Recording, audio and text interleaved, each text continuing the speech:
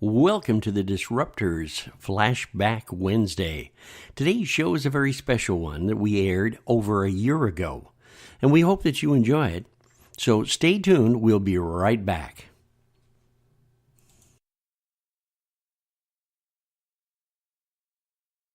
I'm Bill. I'm Candace. And we're the Disruptors. Welcome to the show. Today we are going to talk about the power of testimonials. Aren't you excited? Well, that was kind of a letdown. Testimonials. Well, testimonials. I wanted, to have you just give us that powerful testimonial kaboom that you have. Oh, we've got a kaboom, all right. Testimonials are really powerful, actually. Are they? Of course they are. Well, why testimonials? Why do we need them then? Well, first of all, testimonials can also be called third-party endorsements, which we like. Which we like, third-party endorsements. But testimonials are not a sales pitch. They're not? No, of course not. Well, why not? Because, they're coming from your people, your clan, your tribe. Oh. Based off of your products, the benefits of your product, how they're connected to it. And the services, and how you can be connected to it. So testimonials that are not only they're not a sales pitch. They build rapport and trust, and they have the power to convert the doubter. Wow. In other words, somebody that's kind of, maybe I would like this, but I'd like to find somebody that can talk about it that's used it. You bet. And it's not coming from me. Right. I can sit here and I can tell you how great I am, or you can tell us how great you are. And then nobody would be listening to the show. Yeah, well, yes, they would be. Oh. They'd be in shock and awe. Awed and shocked, okay. Probably on your testimonial, but not mine. If it's easy for someone to discount a company coming out and talking about what their product does or their service does and how it'll change their life, it'll shift the universe for them.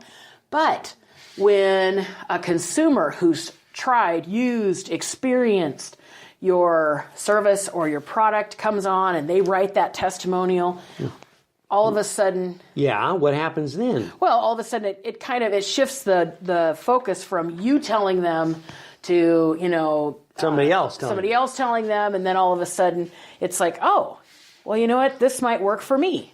So in other words, if my friend sits down and says, boy, I really worked with this, Candace, and she took my business from brick and mortar to global, then I'd be more impressed probably with the idea of talking to you. Well, absolutely. Commercials use it. Okay. How many commercials, and we might not look at them because we don't say, Bill, Bill W. says, that and I'm sorry, the I world just keep turns thinking, around yes. or something backwards. Oh, yes. Okay. So we don't see that on commercials. What we do see is rated number 1. Right, all the time. We see, yeah. It's done in, I tried this product and, it really changed my world, and this is how it changed my world. So we see that, we hear it, we see it, and it engages us. Oh, so it actually gets us all inspired to go ahead and try that product because somebody else referred us. Absolutely. Okay. Now, how do I go about, if I'm a small businessman or an individual, how do I go about getting these testimonials? Well, Bill, this is the bottom line for this is ask. And what are you going to do? Ask. Okay. I got that part. Brilliant. So when was the last time that you asked for a testimonial? Gee, Candace, I don't remember, to be honest with you, if I ever have. And that's exactly my point. Businesses often don't ask, especially small business, so they don't ask for that testimonial. So in order to get a testimonial, first and foremost, what are you going to do? Ask. Okay, perfect. I'm glad you're passing the test. Well, I am. You wrote it down for me. It says, Bill, make sure you ask. Yeah. So one of the things that you need to do is you need to make it easy to give a testimonial. Oh. And a lot of companies don't do that.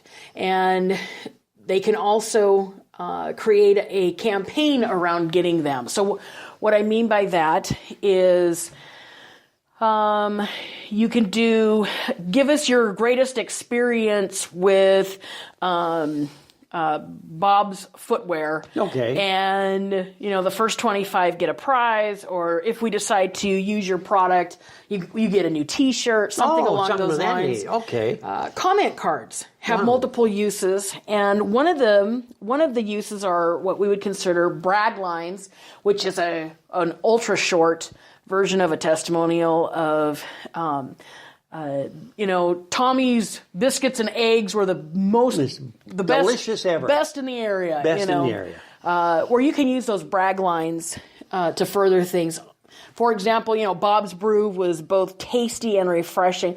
That's actually a fairly good one. That's real simple to use and can move your product or move those decisions forward. It can actually empower people to try Bob's Brew. Oh, okay. So now we're empowered to try the brew, and our buddy has told us how wonderful the services are. Now, what is really a great testimonial? Something that really would stand out? Well, the testimonials that you're really trying to cultivate, all of them are good and can be utilized in a variety of different ways, and we'll get into that here in a minute. But a great testimonial, okay, because there's okay testimonials. And those are, I love Kiba. Well, that's wonderful, and we do love Kiba, right? Oh yeah. But how does that move me to coming and talking to you? It really doesn't. It doesn't at all. So the type of testimonials that we're looking for is that one, that you want that testimonial to confirm your claims or your benefits. Okay. So if you have a carpet cleaner, you want, I'll pick on you, Bill. I used Bill's carpet cleaner and it really got the stains out. Okay. Well, okay, so that's talking about, I used it. They claim that it'll get the stains out. It really did. So we solved a problem on their carpet. Absolutely. With one testimony, say, got the stains out and it smelled great. Okay, that's two. The benefit of using our products is that your room will smell good and that it got your stains out. Wow. The second thing that you're going to want to do is that it needs to be relatable to your audience. Oh, okay. So it has to fit in a targeted audience. It really needs to be. Yeah. So then they're speaking your same language. You're cultivating that tribe. Number 3 is that it has to be believable. Okay. Oh, yeah. In other words, sure. I got $1 billion.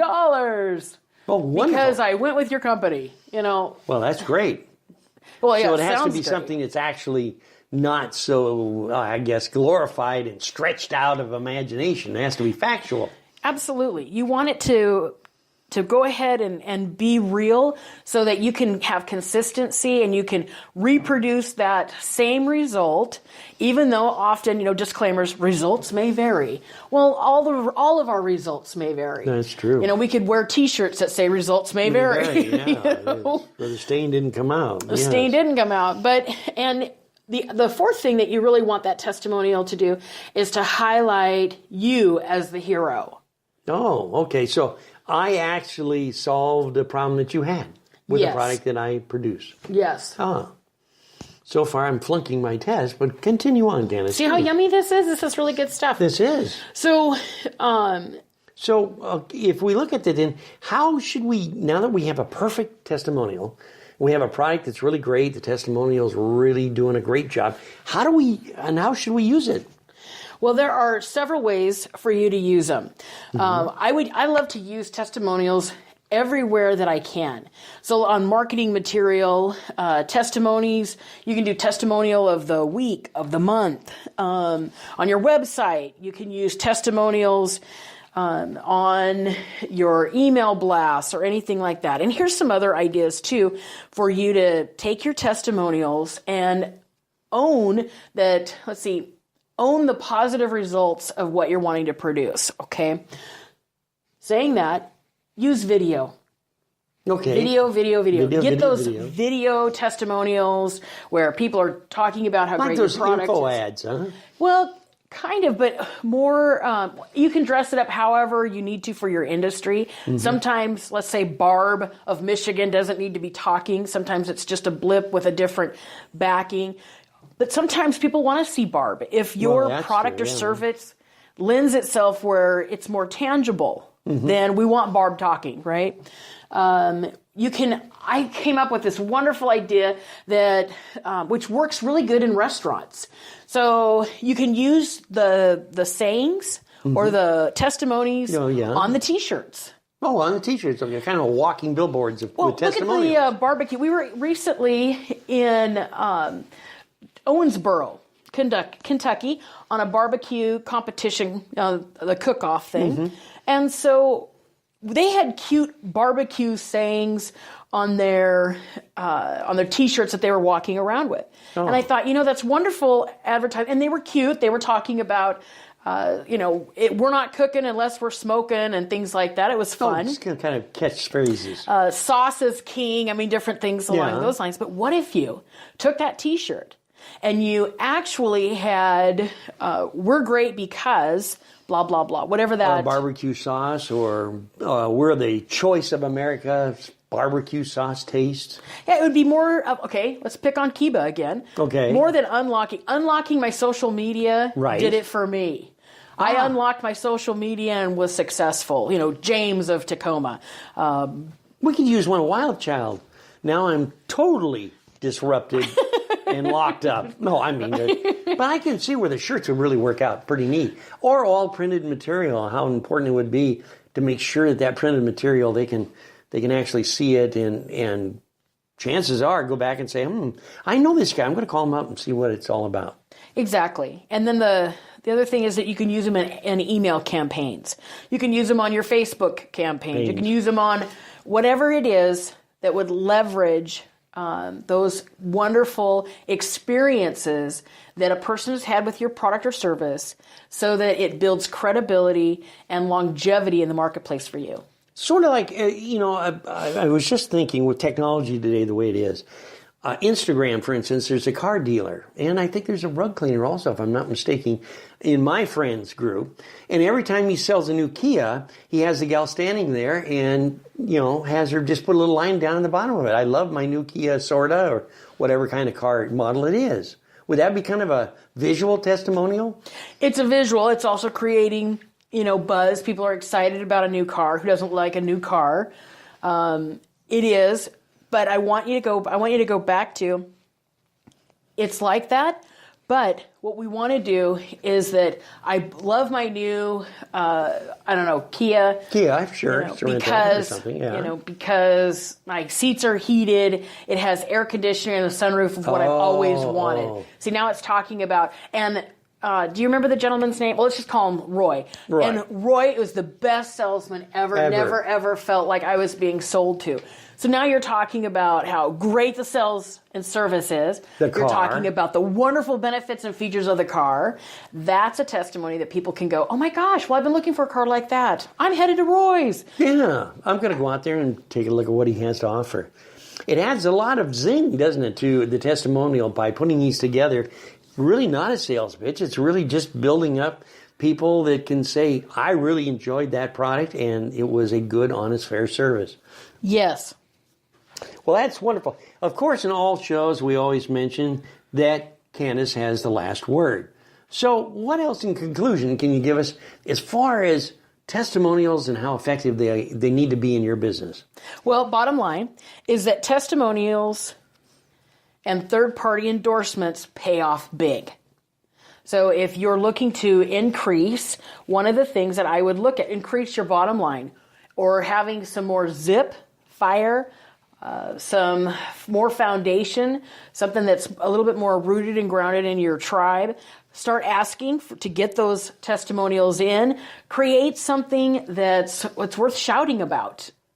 Well, that sounds great. Hey, it's been fun doing the show. We've talked about testimonials, and we'll be talking about other business procedures and shows coming. Now, how can they get a hold of you, Candace, to talk about their business with you? Well, I would love it if they gave me a call at 253-961-7525. Again, that's 253-961-7525. And Bill, if they're looking to get a hold of you. Well, if they're looking to get a hold of me, they can give me a call at 253-691-6170. Or check our Facebook page at Kiba